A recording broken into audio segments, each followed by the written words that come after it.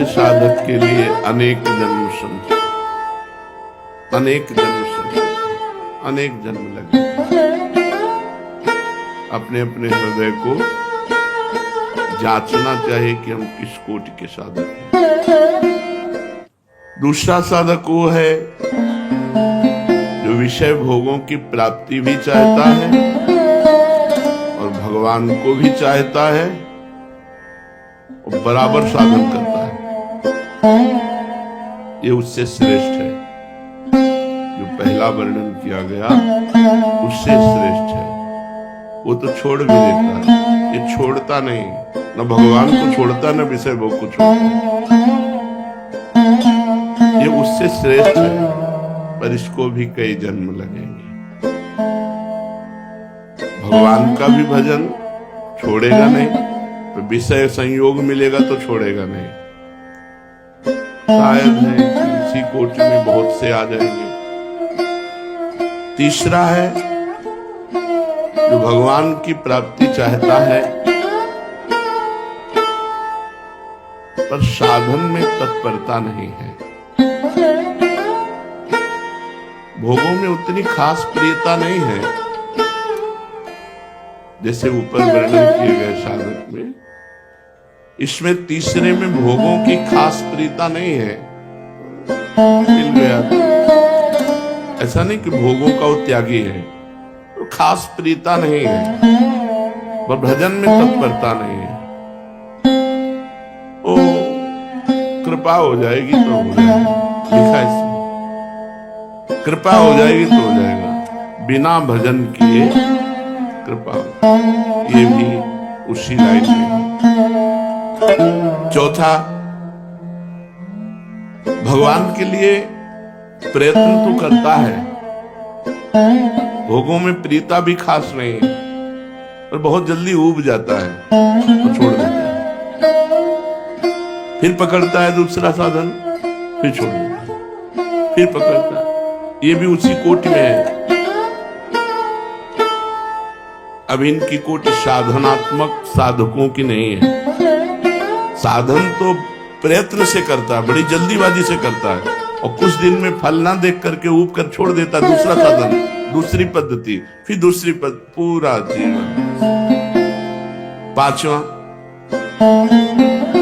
ना भोगों में प्रीति है, भगवान के लिए प्रयत्नशील है, पर उसे संदेह है कि पता नहीं भगवत प्राप्ति होगी कि नहीं। ये ऊपर वालों से अलग है, पर इसको भी जन्म लगेंगे कि इसको संदेह है, अपने साधन पर संदेह है, साध्य पर संदेह है। छठवां, भगवान के लिए पूरी तैयारी है, साधन करता है, विश्वास है, पूरी तैयारी की इस जन्म में भगवान को प्राप्त करूंगा, भगवान पर विश्वास है, परंतु स्नेह संबंधियों से पूरा राग है, रिश्ते नाते स्नेह संबंधी त्याग की पूरी तैयारी कर नहीं पाया। भगवत प्राप्ति की तैयारी है, विश्वास भी है, और स्नेह संबंधियों से जननी जनक बंधु सुत दारा तन धन धाम शुद्ध परिवारा, इनसे संबंध नहीं तोड़ पाया। इसको भी जन्म जन्मांतर वाला खेल खेलना पड़ेगा। सातवां, भगवान के लिए पूर्ण विश्वास है, सब कुछ त्याग करने की तैयारी भी है। मनमान बड़ाई, अपने पुजवाने का नाम, अपना यश, अपना नाम हो जाए, ये भी जन्म जन्मांतरों वाले पक्ष में पहुंच गए। बहुत समझना है भगवत प्राप्ति को। भगवान के लिए विश्वास है, पूर्ण साधन में तत्परता है, लेकिन मान बढ़ाई की इच्छा है। मान बढ़ाई मिलने पर उसे स्वीकार करता है। इस जन्म में पूरा काम हो जाना मुश्किल हो गया, क्योंकि फंस गया कीर्ति में। जो लोकैषणा है इसमें फंस गया। आठवां,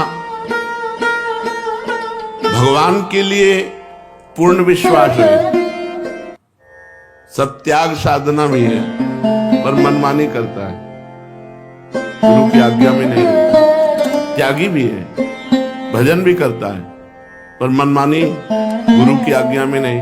जब मन आया, जैसा मन आया, जो साधन मन आया वैसा करना, ये भी सफल साधक नहीं है।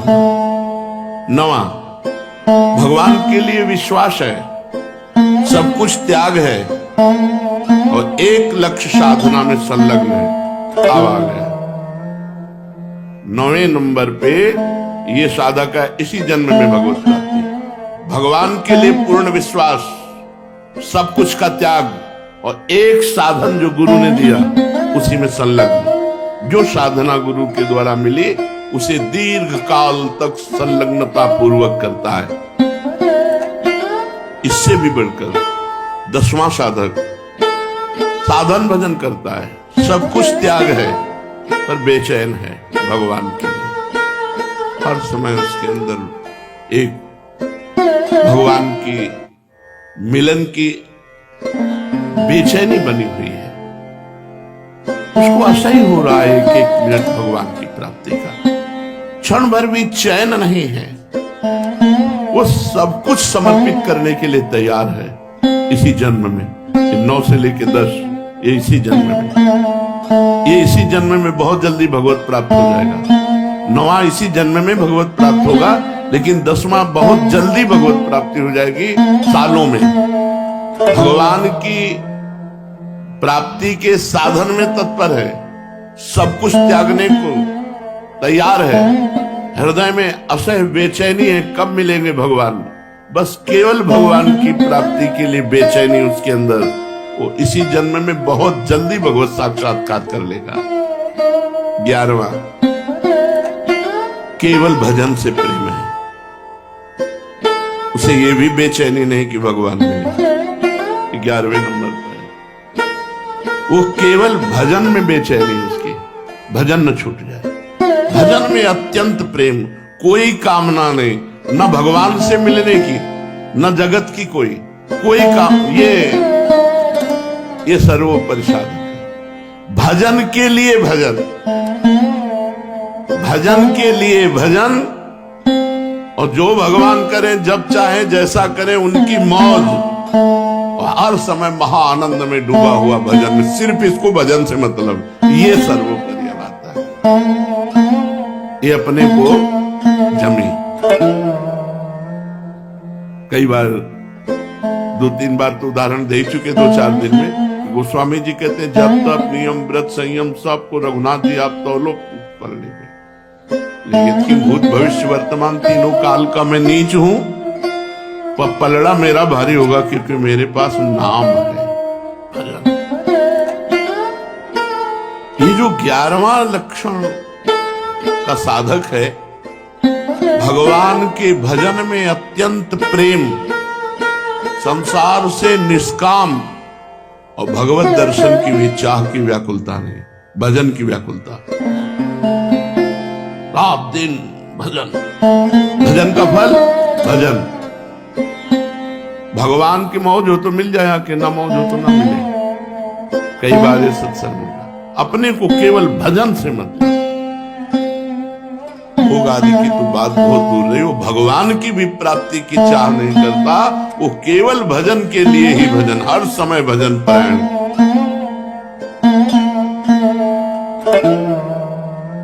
जो साधक मृदु स्वभाव वाला होता है,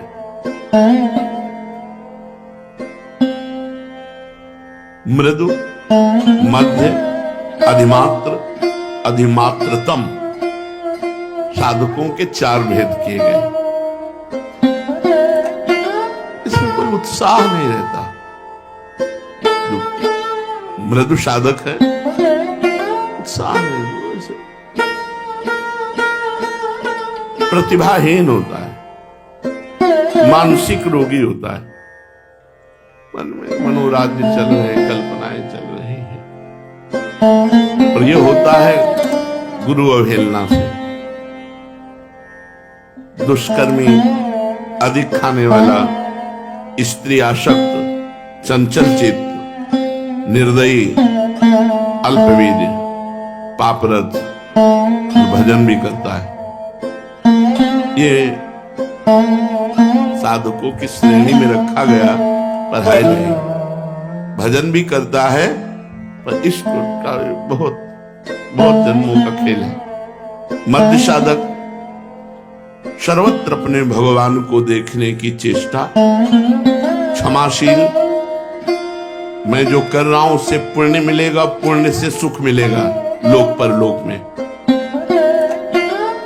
प्रिय बोलने वाला, जितेंद्रियता धारण करने की कोशिश करने वाला, गुरु आज्ञा पे चलने वाला, चेष्टा कर रहा है पर हर कार्य में वो पुण्य देखता है।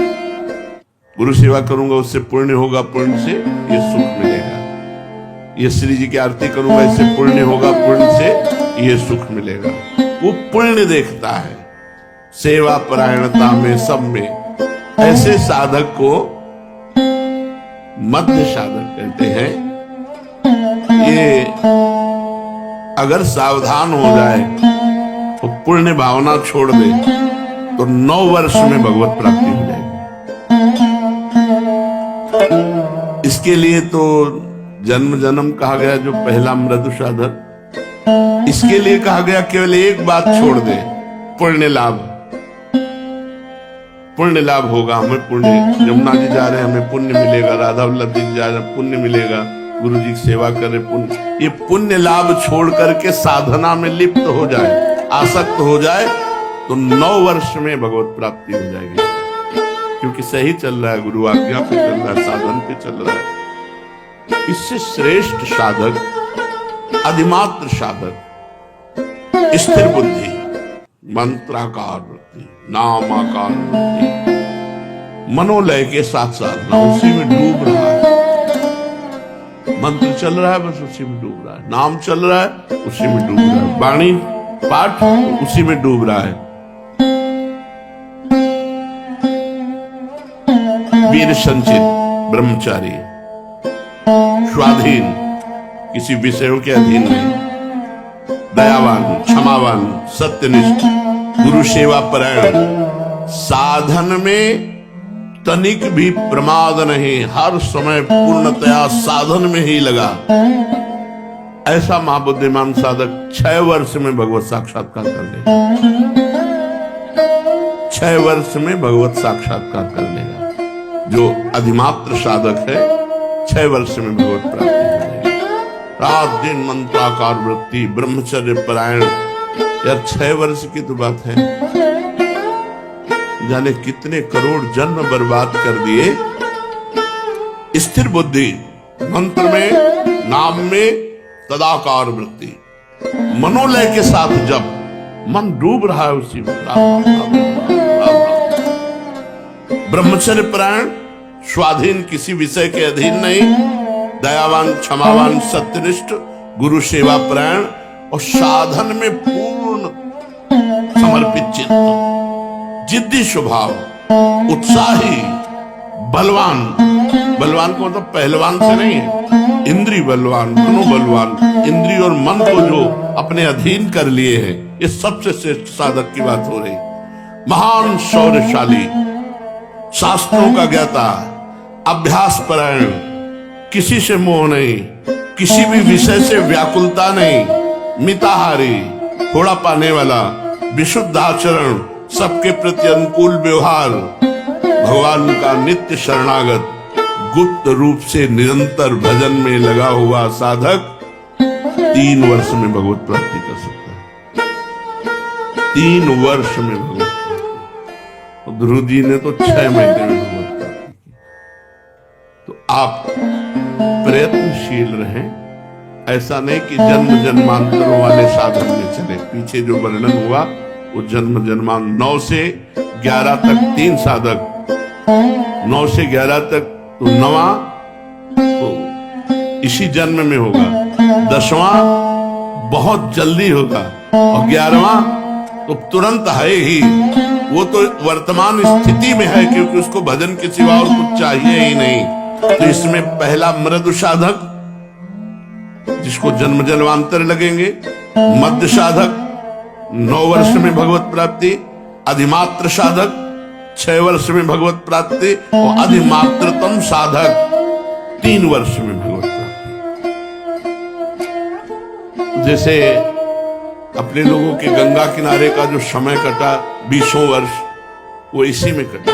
न खान पान, न मित्रता, न रिश्ते, न नाते, न कोई, न कुछ नहीं, केवल भगवान। शिव शिव शिव शिव, शाम हर पवित्र है तो मंत्राकार वृत्ति, अपवित्र है तो बस हर समय वायु स्पर्श करती तो ऐसे कर देंगे हमारे भगवान शिवालिंगन कर रहे वायु रूप से। बड़ा मनोभाव, बड़ा आनंद का भाव होता है। तो आप क्या समझते हैं हम किडनी के रोग में पीड़ित पड़े रहते हैं? पद चल रहा है, सामने प्रियाजू की झांकी है, कैसे तुम्हें बताएं? कुछ नहीं है, मतलब अपने कमरे में बैठे, सामने युगल सरकार है, आरती होती, आरती की जय श्याम सुंदर नंद के नंदन लाल, सामने वो बैठे वहां। कुछ आनंद की कमी है क्या? पर अपने लोग आनंद ढूंढ रहे हैं भोगों में, विषयों में, जगत में, इसलिए हमारी दुर्दशा हो रही है। एक बार जिद्दी स्वभाव बनाओ, एक बार विषयों से पिंड छुड़ा लो। विषयों में सुख नहीं है, केवल आकर्षण है। भगवान में आकर्षण भी है और सुख भी है, विषयों में सुख नहीं। हमारी बात समझ लो, केवल भ्रम है, आकर्षण है। यदि तुम पहले चिंतन न करो विषय का और फिर भोग लो, तुम्हें सुखानुभूति हो जाए तो मुझे बता लेना। जब तुम चिंतन करते हो विषयों का और भोगते हो तो वो चिंतन वाला सुख तुम्हें मिलता है। आकर्षण केवल है, सुख नहीं है। भगवान सुख समुद्र भी है और आकर्षण भी है, उन्हीं का आकर्षण है। इसमें विश्वास करे साधक कि बिना साधना के भगवत प्राप्ति नहीं हो सकती। न वेश धारणम सिद्धे कारणम न च तत्कथा क्रियैव कारणम सिद्धे सत्यमे तन्न संशया। ना तो भेष बनाने से भगवान मिलते हैं, कपड़ा रंगने से, और न बहुत बात बनाने से, चातुरता पूर्वक बहुत बातचीत उपदेश करने से भगवान नहीं मिलते। भगवान मिलते हैं भजन करने से। क्रियैव कारणम सिद्धे, क्रिया ही कारण, भजन क्रिया ही सिद्धावस्था के लिए कारण है। सत्य में तन्न संशया, मेरी इस बात में संदेह मत करना। न भगवान भेष धारण करने से मिलते हैं, न भगवान बातचीत लच्छेदार भाषण करने से मिलते हैं। भगवान मिलते हैं तो भजन करने से मिलते हैं। असल में ऊंचा साधक वही है जो अपना सर्वभार भगवान पर छोड़कर निरंतर, बस यही है, यही है जीवन का सार। अगर पकड़ पाओ तो पकड़ पाओ। असल में ऊंचा साधक वही है जो सर्वतो भावेन अपना भार भगवान पर समर्पित करके रात दिन भगवान के भजन में लगा। बस दुनिया का परपंच, दुनिया के योग साधनाएं भगवान पर सब, इस पर बहुत बार चर्चा हुई। आश्रय और भजन वही सर्वत्र लिखा हुआ है, जो हृदय में आता है वही लिखा हुआ। असल में ऊंचा साधक वही है जो सर्वथा सर्वतो भावेन भगवान में समर्पित है। सर्वतो भावेन, कोई भी भावन्य से नहीं, सब भगवान से, और अपने को भगवान पर छोड़ दिया और खूब भजन में तत्पर। बस सार बात यही। अब भजन में प्रीति कैसे होगी? साधक वही जो खूब भजन में डूबे। भजन में क्यों नहीं डूबता? अन्य व्यक्ति का महत्व, अन्य वस्तु का महत्व, अन्य साधनों का महत्व। सर्वेषु साधन वरेषु चिरम निराशा। किसी भी अन्य साधन का तिरस्कार न करो, पर नाम में दृढ़ विश्वास कर लो। अनन्य विश्वास केवल नाम में करो कि हमारा काम तो केवल नाम से होगा। साधन, हमारा विश्वास है कि इस जन्म की सार्थकता केवल नाम है। ये हमारे हृदय की बात। हर प्रश्न का उत्तर नाम में ही होता है। नाम से ही बहुत ध्यान से सुनना है, बड़े अमृतमय वचन और सिद्ध पुरुष के वचन है। नाम से ही सब कुछ हो जाएगा। आप नाम जप कीजिए, आप इंद्रिय विजयी हो जाएंगे, मनोविजयी हो जाएंगे, आप निरंतर आनंद समुद्र में डूब जाएंगे, सब दुख विपत्तियों का आपके नाश हो जाएगा। नाम से ही सब कुछ हो जाएगा, विश्वास कर लो। नाम की जितनी महिमा शास्त्रों में और लिखी है, संतों ने गाई है, सब थोड़ी है, पूरी कोई नहीं गा सकता। कहां कहां लगी नाम बढ़ाई और राम न सकहि नाम गुण गाई। स्वयं भगवान अपने नाम की महिमा पूरी नहीं कह सकते, फिर और संत महात्मा शास्त्र जितने, वो तो अपनी अपनी मति गति के अनुसार है। स्वयं भगवान जो अनंत मति गतियों के स्वामी हैं, वो भी राम न सकहि नाम गुण गाई। ऐसा विश्वास कर लो। नाम का इस तरह से विश्वास कर लो कि किसी और साधन की तरफ मन ही न जाए। एक बात बैठेगी कि सबका सार है भजन, मन चल रहा है, नाम चल। हर ग्रंथ को खोलो, उसका है साल की एकाग्रता पूर्वक भजन करो। बहुत हो गया पढ़ के, पढ़ करके पूरा जीवन निकल गया। आप उसका अनुभव करो, हर समय भजन, हर समय भजन। गोस्वामी जी कह रहे, बहुत सुंदर पद है, कह रहे भरोसो जाहि दूसरो सो करो। भाई तुम्हें कोई दूसरा भरोसा हो आप करो, मैं आपको रोकता नहीं हूं। जिसका जहां मन होता है उस साधन में अपनी गति करता है।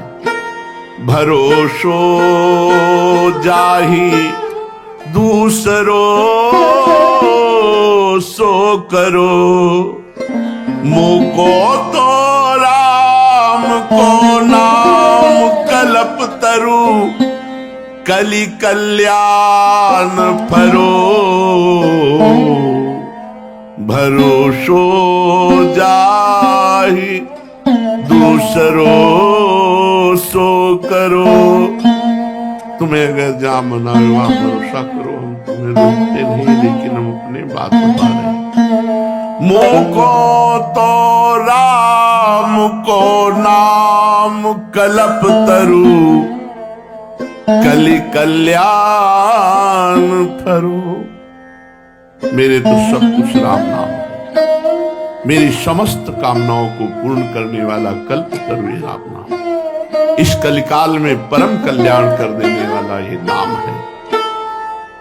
ऐसा नहीं गोस्वामी जी और कुछ जानते नहीं है, वो कह रहे कर्म उपासन ज्ञान वेद मत सो सब भांति खरो। मैं इनकी अवहेलना नहीं कर रहा हूं। कर्म योग, उपासना योग, ज्ञान योग, अष्टांग योग, वेद मत, जितने भी ये सब अच्छे हैं, सब सत्य हैं, सब सत्य हैं। पर मोहि तो सावन के अंधही, जो सूझत रंग हरो। पर मुझे तो ये सब नहीं। सावन में जैसे अंधा हो जाता है तो उससे हरा ही हरा 12 महीना नजर आता है। मेरे तो 12 महीना केवल नाम है, केवल नाम। न कर्म योग, न ज्ञान योग, न अष्टांग योग, न सांख्य योग, केवल एक मात्र नाम है। और अपना अनुभव बता रहे हैं। चाटत रहो स्वान पातरी, जो कबहू न पेट भरो। बहुत सी साधनाएं की, लेकिन इनसे हमें विश्राम नहीं मिला। बहुत से भोग भोगे, लेकिन उनसे मुझे विश्राम नहीं मिला। सोहो सुमिरत नाम सुधारसु, पेखत परुषि धरो भरोसो, जाहि दूसरो सो करो। और जब मैंने नाम का सहारा लिया, प्रेमामृत परशा मिला, सामने परशा मिला, पाओ प्रेम धन एकमात्र भगवान। कुछ नहीं, कुछ नहीं जानना, कुछ नहीं पाना, बस नाम। बात समझ, हृदय हमारी सामर्थ्य क्या है कि नाम महिमा को कह सके। केवल नाम पकड़ लीजिए, आप देख लीजिए, खुद देख लीजिए, केवल नाम पकड़ ली, नाम का विस्मरण ना होने पावे। गोस्वामी जी कह रहे हैं, हमने सुना है राम नाम उच्चारण करके महान पत्थर को रख दिया, वो पानी में नहीं डूबा और उससे पूरी सेना पार उतर गई। राम नाम लिखा नहीं क्योंकि चरण पड़ेंगे, राम नाम उच्चारण कर राम और रख दिया, वो पत्थर नहीं डूबा।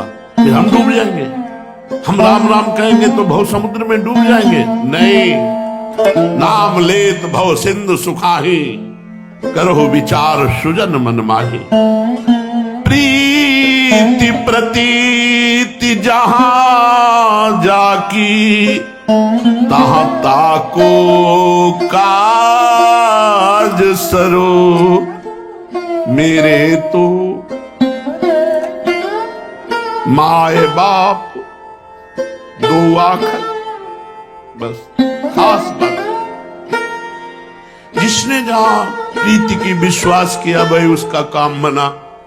लेकिन मैं अपनी बात कहता हूं, मेरे तो दो अक्षर है, मेरे माई बाप है, राधा राधा राधा। गोस्वामी जी कह रहे राम राम राम। मेरे तो माए बाप दो आखर, हों शिशु अरनियरो। जैसे छोटा बालक और कुछ खा के जीवित ही नहीं रह सकता, केवल माँ के स्तनों का दुग्ध पान करके ही जीवित रह सकता है, ऐसे मैं तो बालक हूँ। मेरे माई बाप मेरे राम नाम दो अक्षर हैं, बस इन्हीं से मैं जीवित हूँ, इन्हीं से मैं पोषित हूँ। शंकर साखी। देखो, महापुरुषों को आवश्यकता नहीं है किसी कसम की, लेकिन प्रायः महापुरुषों ने कसम खाई है क्योंकि हम लोग बड़े अविश्वासी हैं। जैसे हरिवंश महाप्रभु ने कहा, रहो को काहू मन ही दिए। जैसे गोस्वामी जी कह, भरोसो जाहि दूसरो सो। तुम्हारे मन में आवे तो तुम जिसका मन आवे भरोसा करो। ऐसे हरिवंश गोसाई चंद कृपा करके कह रहे हैं, हमारे प्राणाधार हैं, रहो को काहू मन। कोई कहीं भी मन दो, लेकिन मेरे प्राणनाथ श्री श्यामा शपथ करो तृण से, कसम खा के कहता हूँ, तृण छू के कहता हूँ कि मेरे प्राणनाथ श्री श्यामा है, मेरा सर्वस्व श्री श्यामा है। यहाँ गोस्वामी जी कह रहे, शंकर साखी जो राखी कहो कछु, तो जरि जी गरो। भगवान शंकर को साक्षी करके कहता हूँ, यदि कुछ भी छुपा रहा हूं, मैं बिल्कुल हृदय खोल के कह रहा हूं, अगर कुछ भी झूठ बोलूं तो मेरी जबान गल करके गिर जाए। अपनो भलो राम नाम ही ते, तुलसी समुझी परो। हमारा तो एकमात्र नाम से ही यही हमारी समझ में आया। गोस्वामी जी कह रहे हैं, भगवान शंकर को साक्षी करके कहता हूं, यदि जरा भी झूठ बोलूं तो हमारी जबान गल जाए। मेरे जीवन का सार है राम नाम, बस राम। ये दो अक्षर मेरे माई बाप है, मैं बालक हूं, मैं इसी से जीवित हूं। ये नाम में ऐसी आदर बुद्धि हो जाए, नाम में ऐसा प्रेम हो जाए, मुझे नामी भी नहीं चाहिए। जैसे 11वां साधक का लक्षण सुना कि उसके अंदर भगवत दर्शन की भी लालसा नहीं, केवल भजन के लिए भजन, केवल भजन। हमें नहीं अधिकार दिखाई देता कि हम आपकी लीला में प्रवेश पावें या आपका साक्षात्कार करें, वो आप जानो। लेकिन हम तो हर समय केवल आपके नाम को ही अपना स्वामी, अपना इष्ट, अपना जीवन, अपना धन, अपना सर्वस्व मानकर रखेंगे। नाम में वैसी ही आदर बुद्धि हो जैसी भक्त की भगवान में होती है, और भगवान से भी ज्यादा, क्योंकि भगवान के हृदय में रहते हुए हमारा कल्याण नहीं हुआ। सबके हृदय छत्र विकारी, सकल जीव जगदीन दुखारी। लेकिन जिस दिन से भगवान का नाम कृपा कर जिह्वा पे आया, उसी दिन से आनंद, उसी दिन से भव समुद्र से पार होने का उत्साह हो गया। नहीं तो भगवान तो जन्म जन्मांतर हमारे हृदय में बैठे रहे, कहां मंगल हुआ? मंगल तब हुआ जब भगवान का नाम हमारी जीभ पर आ गया। इसलिए साधक को चाहिए कि बड़े सत्कार से दीर्घ काल तक निरंतर नाम जपने का अभ्यास करे। बस नाम जप ही है। कलयुग केवल नाम आधारा, सुमिर सुमिर नर उतरे पारा। अत्यंत मनोयोग के साथ, आदर बुद्धि के साथ जितना नाम जप करोगे, ये नाम ही जैसे अग्नि के स्पर्श से कितना पहाड़ जमा हुआ ईंधन हो भस्म हो जाता है, ऐसे सारे पाप, सारी मलिनता, सारी वासनाएं भस्म हो जाती हैं और भगवत स्पर्श का अनुभव होने लगता है, भगवदानंद का अनुभव होने लगता है। इसलिए साधक विषय वासना का त्याग करके निरंतर नाम जप में ही तत्पर रहे, क्योंकि नाम जप ही कलिकाल में सिद्धावस्था को पहुंचाता है। श्रेष्ठ आगे श्री राधा वल्लभ लाल।